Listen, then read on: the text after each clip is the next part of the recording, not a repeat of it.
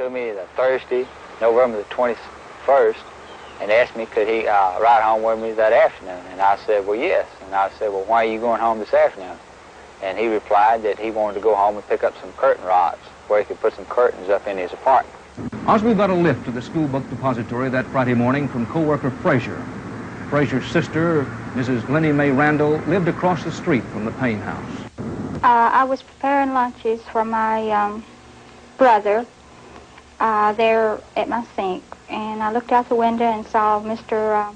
Oswald cross the street and come up across my driveway, and he had a brown paper bag in his right hand. It was about 27 inches long. It was made out of a heavy brown paper with heavy-looking tape on it. Incidentally, the search of the book depository building made after the assassination failed to turn up any curtain rods, and the furnished room, which Oswald was then occupying, was equipped with curtain rods. So Oswald made an uncharacteristic trip to the Payne home Thursday night, returning to the book depository the morning of the assassination with a heavy-looking package that could pass for curtain rods. Was it the rifle?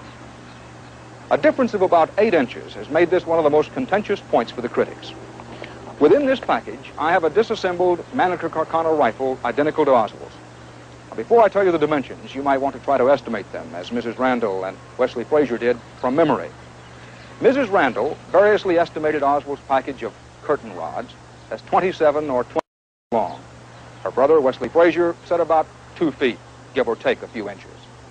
As a matter of fact, the disassembled Mannlicher is 34 8/10 inches long. Furthermore, Frazier said Oswald, preceding him into the depository building, carried the curtain rods under his armpit with his hand around the bottom. Now, obviously, you can't carry this package that way.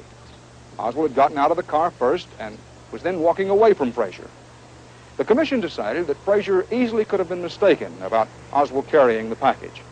Now, you can decide whether Frazier, walking some 50 feet behind and in his own words not paying much attention, might have missed the few inches of the narrow end of such a package sticking up past Oswald's shoulder.